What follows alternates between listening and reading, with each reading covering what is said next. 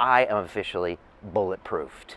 Yes, that's why my skin is glowing and I'm looking ripped and jacked. It's because every morning I take my mycotoxin-free bulletproof coffee and mix it up with MCT oil and grass-fed butter. Why, do you ask? Well, it does a lot of things. It replaces my meal for the morning, and it gets my brain all the right nutrients they need. Those oils, that fat, and then I don't eat until 1 or 2 o'clock. So it's not really just coffee. It's turning into a lifestyle. Can you outline kind of what your thoughts are on sacred economics, just to give people a feel for kind of roughly what you're saying in that book? Yeah, I mean, it would be hard to outline the whole thing, but yeah, I understand. But the basic idea is that, well, first, that money is really nothing but a set of agreements, or I like to say it's a story that gives value to these symbols. That it's an interpretation of symbols. Otherwise, that piece of paper or those bits in a computer, like, they don't have any value aside from our agreements. Yeah, it's a promise to someone else to do something, and then it becomes you trading someone else's promise. And that's how it started off, isn't it? Yeah, maybe you could say that's how it started off. But right now, it's just embedded in all kinds of social agreements about what these things mean. So the question then is, why have we created social agreements that drive us toward doing things we don't want to do and that are killing the planet? Like, why is there a lot of money in cutting down a rainforest and digging mines and exterminating the indigenous people who live there to get the rare earth minerals? There's a lot of money in that. Why is there not much money in restoring wetlands? Why is there lots of money in doing things that we don't really want to do? Like, I don't know, being an accountant or something like that. And not much money in the things that we really want to do.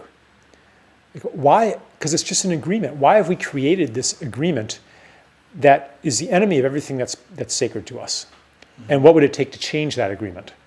And so that's what the book is about. It's describing what money would look like if it were aligned with the things that are becoming sacred to us, such as a healthy planet, such as fulfilling work, things like that. What are your thoughts on that, Nick? I was about to ask you the exact same question. I want to start with you, and then I'll chime in. I have so many thoughts on that. Part of me thinks this sounds amazing, like a system that rewards people for doing work they find fulfilling and something that helps nurture the planet as opposed to destroy it. But another part of me comes back to an argument that Brian always makes, which is it's contrary to human nature. I mean, humans are in many cases inherently greedy and selfish and lazy. And I'd love to live in a world where I'd be rewarded for doing jiu-jitsu or going to a yoga class instead of whatever, but I don't. Okay, so yeah, this is one of the assumptions that I really kind of examine in the book. Mm-hmm. Are we actually inherently greedy?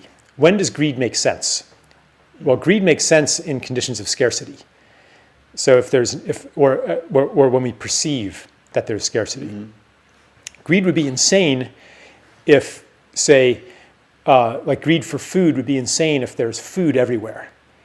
And I'm trying to keep this pile for myself. Mm-hmm. I'm not going to let you have any. And you're like, Charles, look at those trees. They're laden with fruit. Mm-hmm. It wouldn't make sense. Mm-hmm. So we live in a system that actually creates artificial scarcity, starting with the way that money is created, because it's created as interest-bearing debt, which means that there's always more debt than there is money. Okay. Right? Because money's lent into existence by banks, basically. Mm-hmm. So here's $1 million, and now you owe me, the bank, 1.5 million, and everybody is in the same situation.